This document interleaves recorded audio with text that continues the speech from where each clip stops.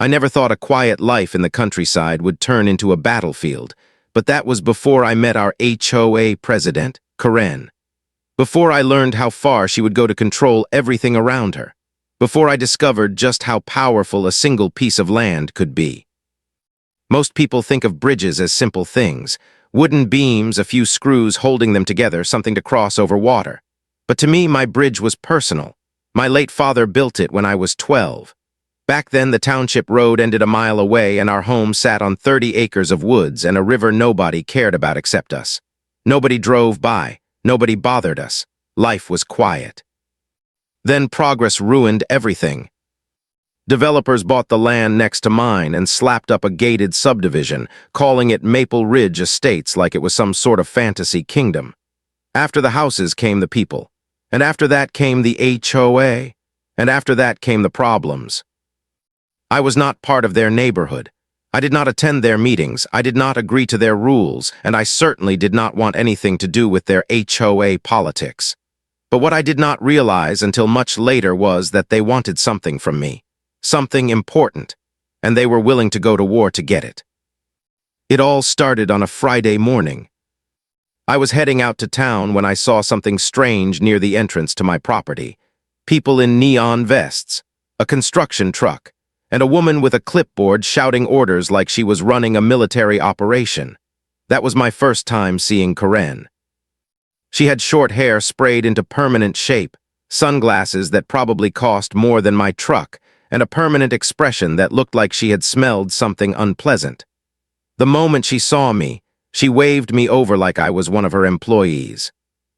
"Excuse me," she said, tapping her pen on the clipboard, "we are inspecting this bridge for safety violations." That was interesting to me, considering two things. First, it was my bridge. Second, nobody had ever had a reason to inspect it, so I asked who exactly gave permission for this inspection. She smiled like someone who thought she already won a game you did not even know you were playing. "As president of the Maple Ridge Homeowners Association, I have full authority to ensure this bridge is safe for community use," she said. I stared at her. Community use. That was the first warning sign. "Let me correct you," I said. "This bridge is on private property, my property, and it is not for community use." "Maybe you are confused," she said. "The road your property connects to is the main access for Maple Ridge Estates." "No," I said, "actually you are confused. Your access road just happens to pass near my land. This bridge is not yours." She ignored me and pointed to a worker. "Go ahead, start removal." That was the moment I realized what was happening. They had decided my bridge was a problem for them. Maybe it was old. Maybe they did not like the look of it. Maybe they wanted to replace it with something that fit their perfect little neighborhood aesthetic. Or maybe they just wanted power. People like Karen do things simply because they want control over others, and if they cannot get it, they take it. "What do you think you are doing?" I demanded. She folded her arms. "This bridge is not compliant with community safety standards. It is coming down." I called the sheriff. They did not care. They said it was a civil matter. I tried to stop the workers physically, but they had an official-looking permit. Later, I found out it was fake. At the time, I had to watch as they ripped my father's bridge apart like it was trash. Karen watched too. She stood there smiling the whole time. "It is just a bridge," she said before she left. "You will get over it." She did not know it yet, but she made the worst mistake of her life. Because while she thought she had just destroyed a wooden bridge, she had actually started a war. And she also clearly did not know one very important fact. I did not just own the bridge. I owned the land under it, and the only road that led into their entire neighborhood. And I was done being nice. Next, I was going to make sure the HOA learned what that really meant. Starting with a locked gate. I did not sleep that night. I sat on my porch staring at the torn remains of my bridge, listening to the river beneath it. I could still picture my father hammering in those planks, cigarette between his teeth, using his old army jacket as a work coat. He built that bridge with his bare hands because my mother loved the river and she wanted a path to walk peacefully across it. It was not just wood to me. It was family. It was memory. And it was mine. And she destroyed it like it was nothing. By sunrise, I had already made up my mind about what came next. People like Karen only understand one language: power. So that morning, instead of calling a lawyer or going to the sheriff again, I drove into town and bought a heavy steel gate, a box of chain, and a lock that could probably survive the apocalypse. By noon, the entrance road leading into Maple Ridge Estates was closed. The road that I technically owned. Most people do not realize that property lines can get complicated. When the developers built Maple Ridge, they used what used to be an old farm road. That road had been carved generations ago, long before zoning laws cared about who used what.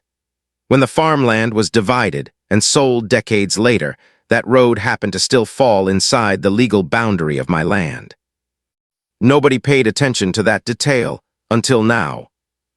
I drilled posts into the ground and mounted the gate with cement. It was not moving.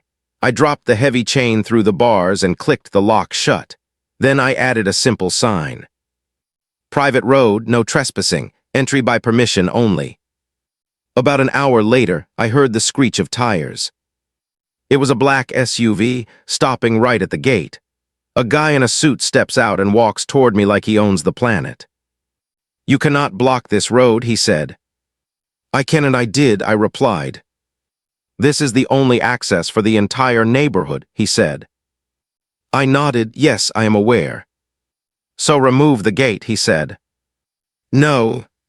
He tried a new angle. "Fine, we will cut the lock ourselves."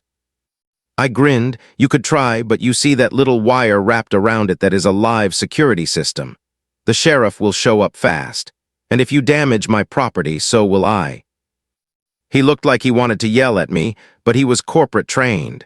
He forced a smile and pulled out a business card instead. "I am Mark Porter. I represent the Maple Ridge Homeowners Association Board. We would like to discuss a solution." I took his card and tossed it in my truck bed without looking at it. "No thanks." "Sir, this is unreasonable." "No," I said, "what your people did was unreasonable. This is just a consequence." "Look, I do not know what happened before," he said, trying to stay calm. "I am just here to resolve." "Then let me make it clear. Your HOA destroyed my bridge without permission. They trespassed on my land. They vandalized private property, and they tried to push me around. That won't happen again." "What do you want?" he asked. I pointed at the missing bridge. "You are going to rebuild it exactly how it was." He shook his head. "That will not happen. The HOA has safety guidelines." "Then your neighborhood stays closed," I said. People from the gated community had stopped at the gate by now. Cars lined up behind Mark. Windows were rolling down, voices were raising. They were already angry. I could hear some of them. "Is this a joke? Open the gate. We have children in the car. Somebody call the sheriff." Mark stepped closer and lowered his voice. "You are putting families at risk. Elderly people live back there. What if there is an emergency? Do you really want to be responsible for something tragic?" I stared at him. Did Karen think about that before she tore down my bridge, because that bridge was how my property connected to the main county road? What if I had an emergency? What if I needed help? Did she care? He looked uncomfortable. "So what is it going to take?" I smiled for the first time. "Apology, rebuild my bridge, and stay off my land." He winced. "You know, Karen will never agree to that." "Then the road stays closed," I said. He stared at me for a moment. Then he sighed. "All right, I will bring this to the board." "Do that and tell Karen she started this, but I will finish it." He got into his SUV and drove off while the crowd yelled behind him. I walked back toward my house with one thing on my mind.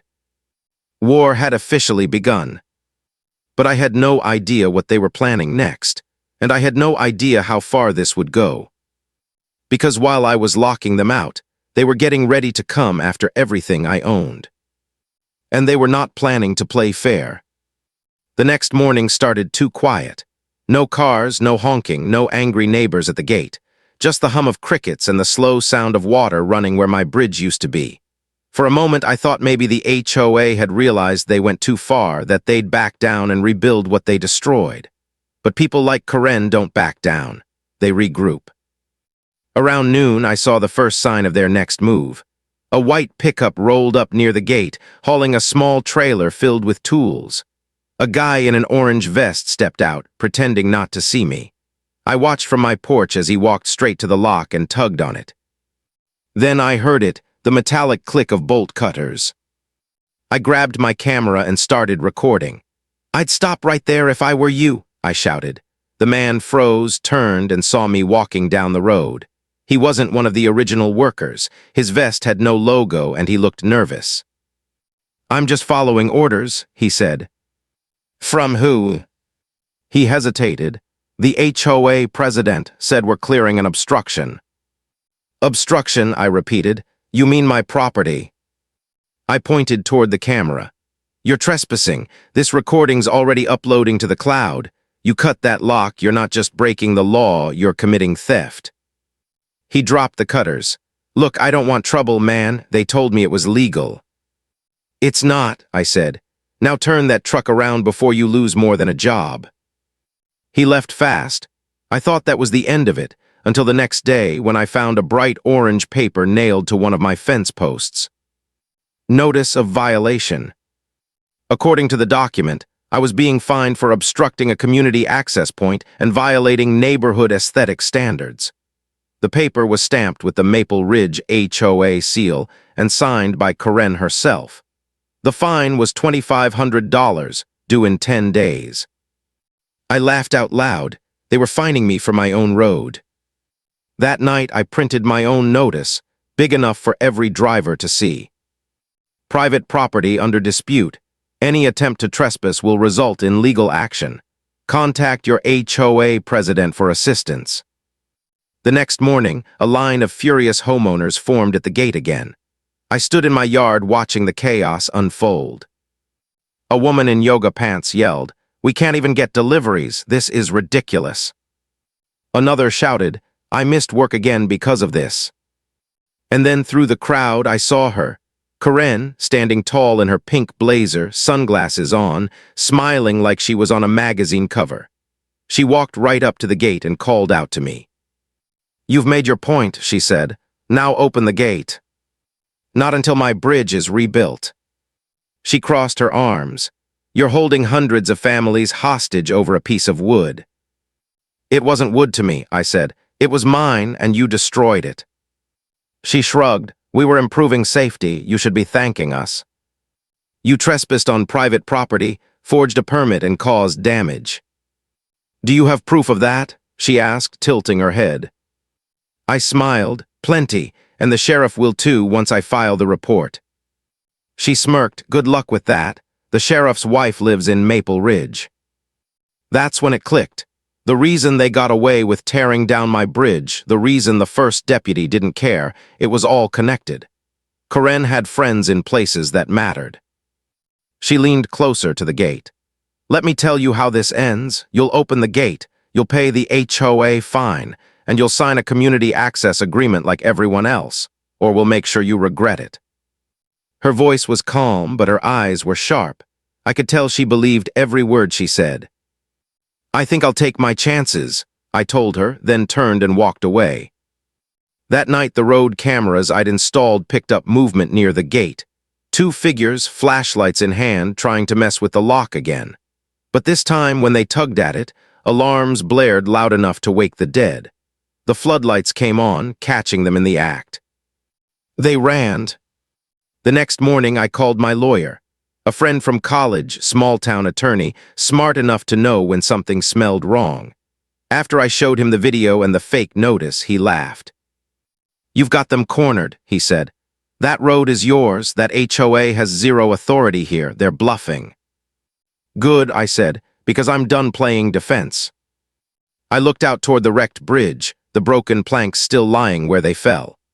Karen thought she could bully me, but she'd forgotten one thing. Every road, every access point in that fancy neighborhood ran through land I owned. And I was about to use that fact to shut them down completely. Because if Karen wanted a fight, she just got one. And this time, I wasn't going to lose. If the HOA thought they could scare me with fake fines and midnight sabotage, they were about to learn I do not scare easy. I was calm on the outside, but inside I was already 3 moves ahead of them. This was not just about revenge anymore. It was about principle. They came onto my land, destroyed something that meant everything to me, and then expected me to bow to their authority. They still did not understand one simple fact. I did not answer to them.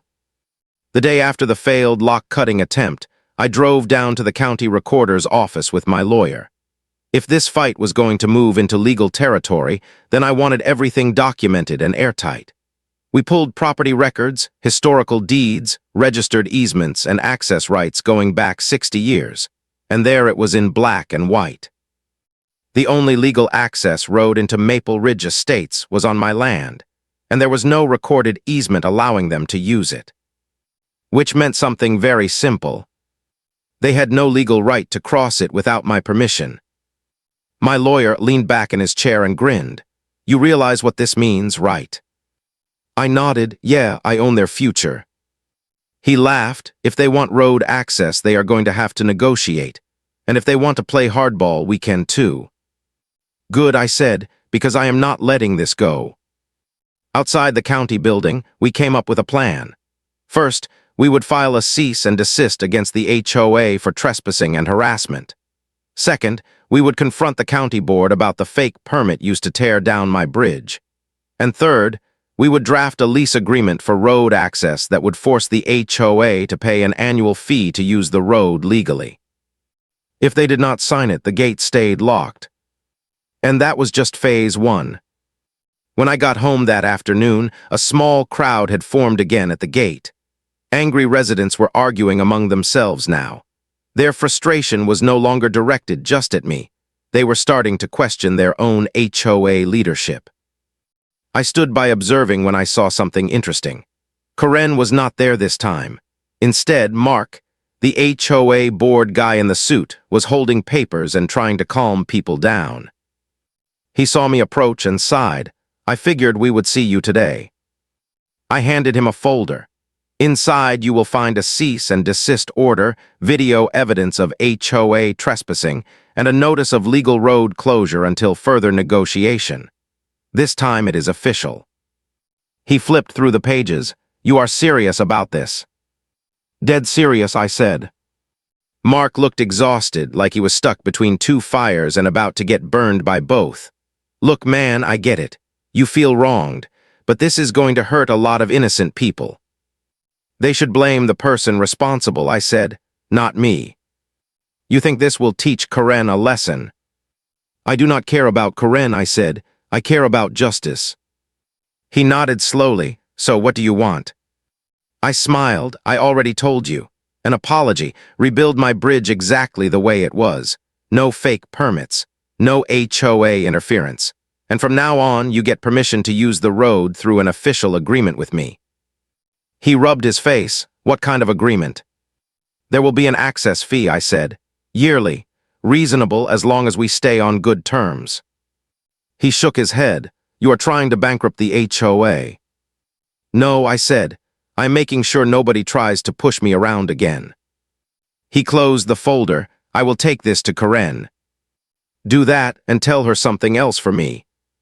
What? This is the last time I am asking nicely.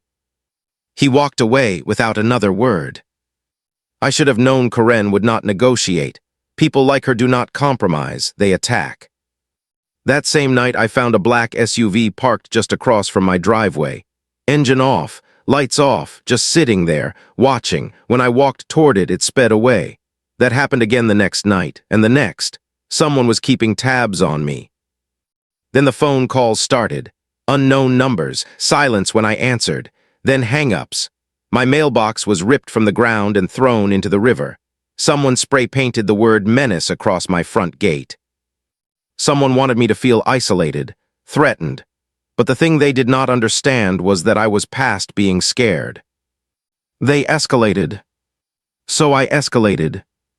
The next morning, I filed paperwork with the county to make my property officially closed to public passage. Suddenly, every resident of Maple Ridge Estates received a notice in the mail.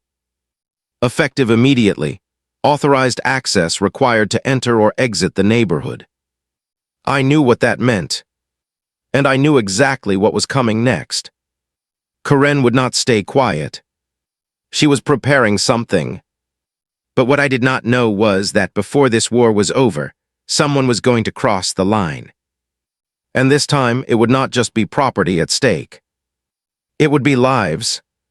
I woke up the next morning to the sound of angry voices outside. Not unusual lately, but this time it felt different.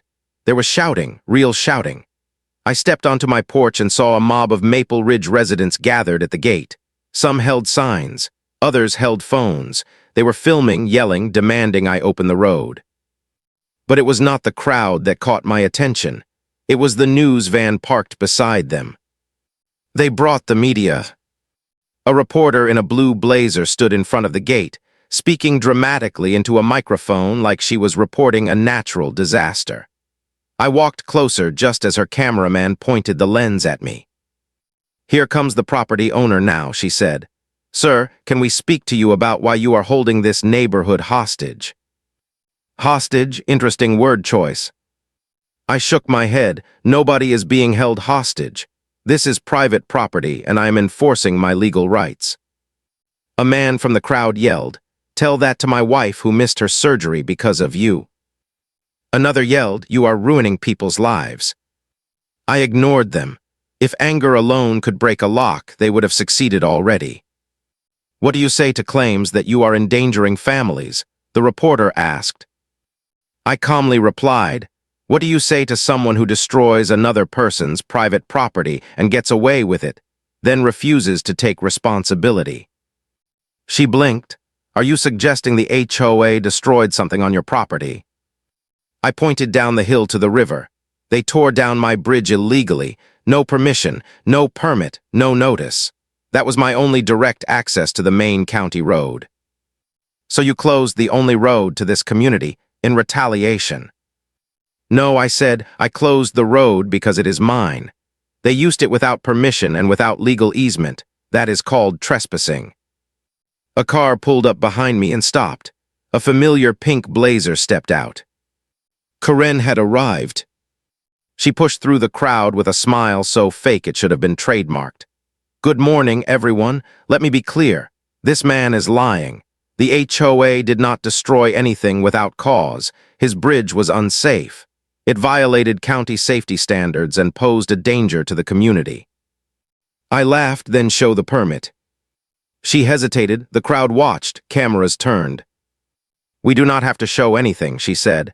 "This is an ongoing civil dispute." Translation: she had no permit. I stepped toward her. "You trespassed and destroyed my property. I have video evidence and witness statements. So here is what is going to happen. You are going to fix what you broke. You are going to rebuild my bridge, and you are going to apologize." She smiled wider, but her eyes narrowed. "And if we do not?" "Then enjoy your private island," I said. The crowd erupted again. Residents began yelling at her now, too. "Fix the bridge. Why did you get us into this mess? Do your job, Karen." She held up her hand. Everyone calmed down. "The HOA board and I have already decided our next step. Since this man refuses to cooperate, we will be filing a lawsuit to seize road access on behalf of the community." I stared at her. "Seize property? You really think a judge will let you take my land?" She smirked. "Actually, yes.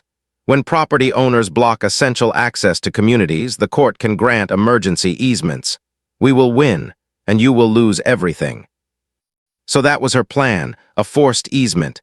If she won, they could use the road forever and never have to pay for it. No negotiation, no responsibility for what they did, just power. But Karen had made one big mistake. She assumed she was the only one who knew how to play dirty. I smiled. "Then I guess I will see you in court." She leaned in close enough that only I could hear her words. "You have no idea who you are messing with." I leaned in too. "Neither do you." That afternoon, I met with my lawyer again. We prepared our counterattack. If she wanted a court battle, she was going to get one, but I was not walking in unarmed. I already had evidence of trespassing, property damage, forged permits, harassment, and now I had something else. A motive. Because while she was busy talking to reporters, I noticed something. She avoided every question about why the HOA touched my bridge in the first place. They claimed it was about safety, but I had checked the HOA meeting minutes. There was never a vote about my bridge. It had never been discussed in any official meeting. So why target it, why lie, why risk everything? There was only one answer.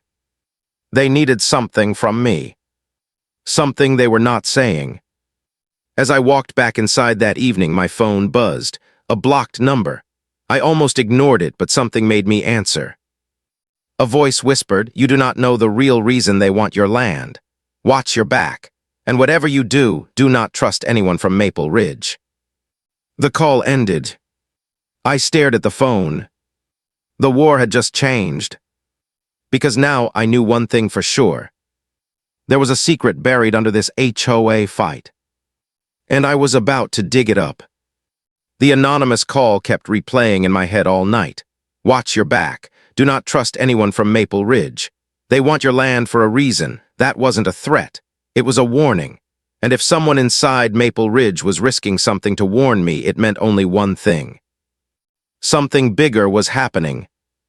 But what did they want with my land? A bridge did not matter to them. A road did not matter either, not enough to go to war over it. So what was I missing? The next morning I walked the property, 30 acres, woods on both sides, the river cutting straight down the middle. Then I remembered something. My father once mentioned there was something else on this land, something that came with the property when he bought it, a long time ago. I could not remember what it was, but I knew it mattered to him because he kept old documents about it in a metal storage trunk in the barn. I went looking for it. The storage trunk was still there, buried under years of dust and boxes full of rusted tools. Inside were papers from another life, my dad's military records, family photos, tax documents, and then I found it. A folder labeled Land Assets. Inside was a map, a survey drawing of the property from almost 40 years ago. It showed the land lines, the road entrance, the river, and something else. A red square was marked deep in the woods near the back of the property. Next to it, in faded handwriting, was a single word. Well, I unfolded another paper and my heart rate jumped. The well wasn't just a water well. It was listed as a mineral access site. And next to it, stamped by the State Geological Department, were 3 words that changed everything. Underground Water Reserve. Suddenly it made sense. The land wasn't valuable because of the trees or the river. It was valuable because of what was under it, a clean, natural water source, and not just a little. The report described it as a significant supply, a private aquifer. In other words, liquid gold. I sat in silence. This wasn't about my bridge. It never was. That was just their excuse to get access. They had wanted my land. They needed it. But why now? Why after all these years, and who exactly was pushing this? I thought about the fancy homes in Maple Ridge. Big green lawns, decorative fountains, massive swimming pools. How much water did they use? How much were they paying for it? And what would happen if the HOA could get control of a private water source? They would own the future. Then I found one more document, a letter, folded and yellowed with age. It was from a real estate company from years ago. Dear Mr. Walker, we are prepared to make a generous offer on the acreage behind your property line. Our client is extremely interested in the land due to its strategic utility potential. Strategic utility potential. That was a fancy way of saying water. The buyer was never named. My father rejected the offer based on the note scribbled at the bottom in his handwriting. Not for sale, ever. My father never told me about this. Probably because he knew one day someone would try to take it by force, and that someone now had a name. Karen. No wonder she was desperate. No wonder they were trying to trap me legally. They weren't just after the road. They were after the aquifer, and if they won an easement, they would get their pipeline and infrastructure right through my property. They were planning to drain my land. I closed the trunk and stood there in silence. This fight just became much bigger than I thought. They wanted control, but control is something I don't hand over, not without a fight. I went back to the house and pulled up the HOA board members online. I found their website. Mark was listed as the vice president. The treasurer ran a construction company, but when I clicked Karen's name, something caught my eye. Her job title, Corporate Acquisitions Consultant. She didn't work in real estate. She acquired assets. She was not just running an HOA, she was here on a mission, and Maple Ridge was part of something larger. I was now sitting on the one thing they could not buy, which meant they were going to try and take it. A car pulled into my driveway. I stepped outside as a woman got out. She wasn't from the HOA. I had never seen her before, but she looked nervous. "Are you the property owner?" she asked. "Who are you?" "My name is, I live in Maple Ridge. I was the one who called you last night." I narrowed my eyes. "Why?" "Because," she said, tightening her grip on her bag, "you need to know the truth about Karen. And if you don't do something now, she is going to destroy you." She looked over her shoulder, then back at me. "You are in danger, and I can prove it." Stood in front of me like she had just run from something, or someone. Her breathing was shaky, and her eyes moved nervously, scanning the tree line before landing back on me. "We should not talk out here," she said. "They watch your property." "Who watches my property?" She hesitated, then she looked me straight in the eye. "People from the HOA." I stared at her, trying to figure out if she was scared, crazy, or both, but her fear looked real. "Fine," I said, "come inside." Once we were in the kitchen, she set her bag on the table and pulled out a folder stuffed with papers, maps, meeting notes, legal documents, and photos. Lots of photos. She wasn't some neighbor curious about gossip. She came prepared. "Before I show you anything," she said, "I need to know if you're willing to fight Karen. For real, because once you see this, there's no going back. They won't stop." "I've already lost my bridge, my road, and almost my freedom because of them," I said. "I have no interest in backing down now." She nodded and opened the folder. The first paper she slid toward me was a confidential land acquisition proposal. My property was listed on it by parcel number. The same parcel number on my mineral rights documents. "What is this?" "A takeover plan," she said. "Karen has been trying to buy your land for 2 years. The HOA board voted 3 times to make offers, and you didn't respond to any of their letters." "I never got any offers." "They didn't send them to you. They filed them through a shell company. They were waiting until you had a violation or legal problem to use against you. Then they could argue you were unfit to manage your land and force a court-ordered sale." That sounded insane, but the documentation was right in front of me. "Why are you showing me this?" I asked. "Because I used to work for Karen." She opened another folder, this one full of emails. Emails from Karen to developers and engineers. Emails that mentioned things like pipeline permits and undisclosed water supply. They knew about my aquifer. She pointed to a name on the emails, Development Group. "They're behind the whole thing. The HOA is just their tool. Karen works for them." My blood ran cold. "Karen doesn't care about property values," said. "Her job is to acquire land, by any means necessary. And you are the last piece of land standing between and the biggest private water control deal in the state." I sat back and tried to process it all. "So what does Karen want?" "She wants you to break while you're still fighting." "Break how?" "Legally and financially. She pushed for the fines. She pushed your arrest. She has someone at the county office delaying and blocking your filings. She wants long court battles and more fees. She wants you exhausted, angry, alone. Then she thinks you'll accept a buyout." Looked at me seriously. "But if you don't accept, she will go after your family, your career, your reputation. She has done it before." That was when she slid a photo in front of me. A man standing in front of an empty building. Bankrupt. Another photo, different man, house foreclosed. A third, family evicted. "Who are these people?"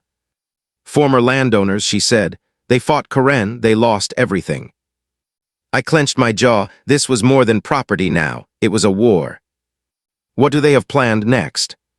Opened her bag again and pulled out a flash drive. "This has everything. The pipeline documents, The signatures, the proof the HOA has been using community funds illegally to finance this project. And one more thing, something that could send Karen to prison. What is it?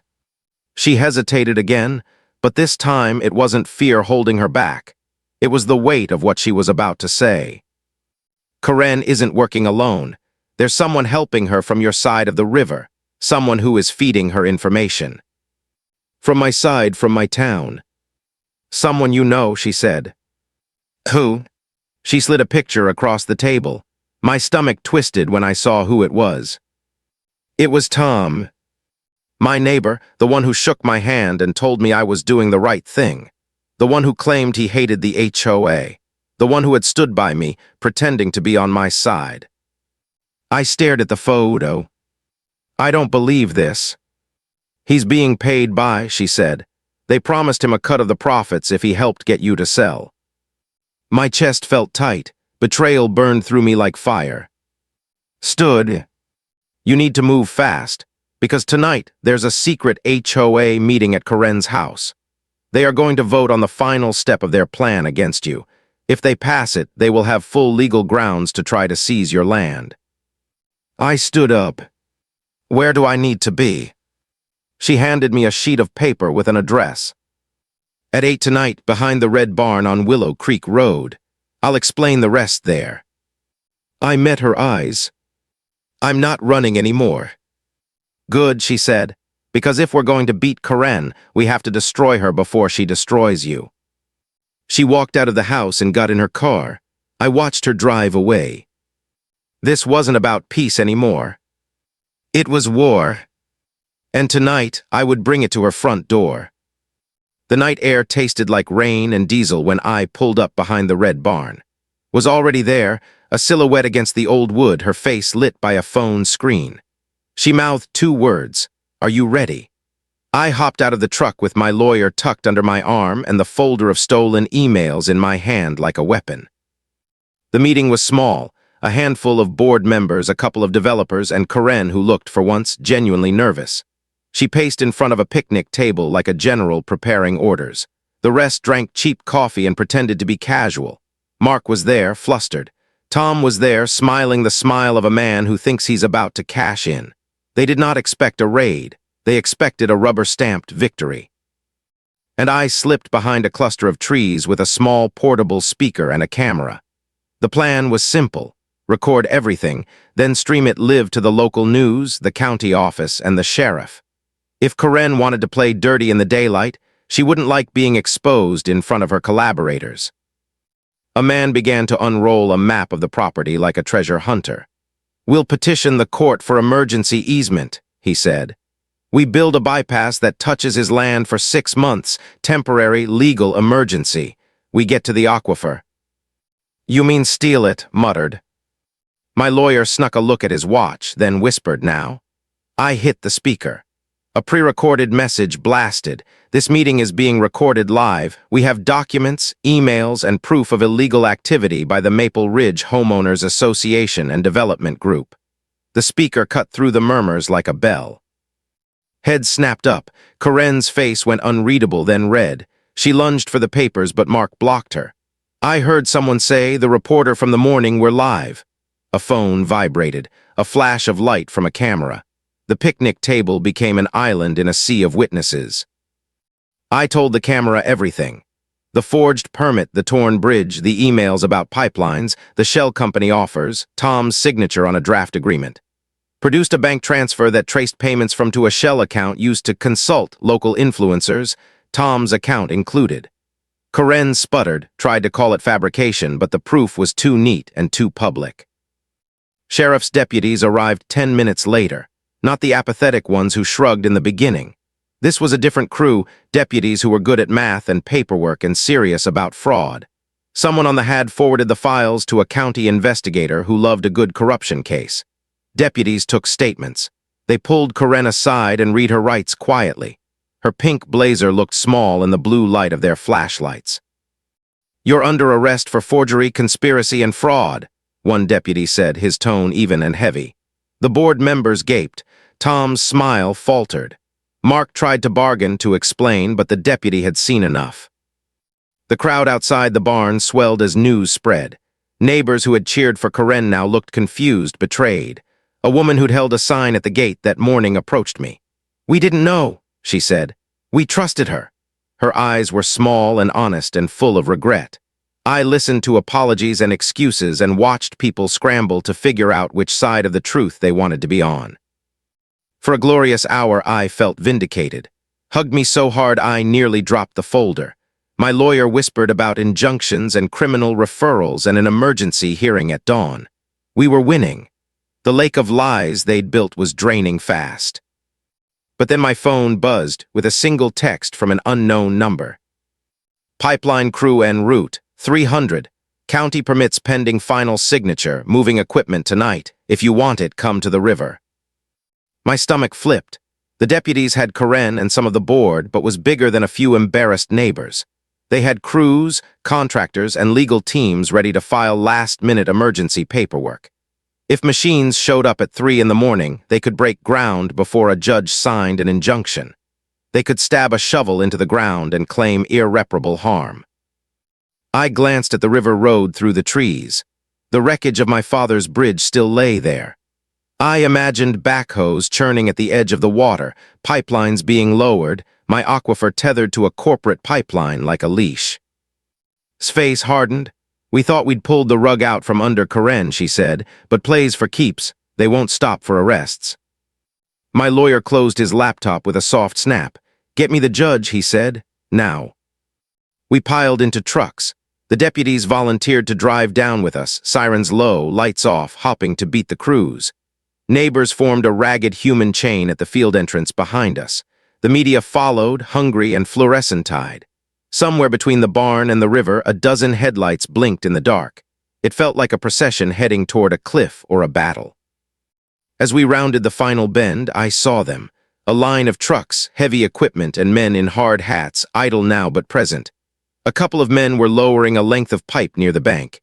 In the distance, a boom truck idled with its arm folded like a crab. The pipeline crew had arrived early. My heart hammered against my ribs. The deputies fanned out. The company foreman looked official, holding a folder. We were 100 yards away, and his men were already arguing with one of our deputies. The foreman said they had county approval. The deputy said it was suspended pending an emergency hearing. Then from behind the trees, a light turned on, floodlights from the far side of the river. Another machine rolled up, its engine low and hungry, more men. The pipeline was bigger than I thought. I climbed onto my truck hood and shouted, "This is private property. Stop. You have no right to be here." A man in a reflective vest looked up and smiled, but not in a friendly way. "We have permits," he called.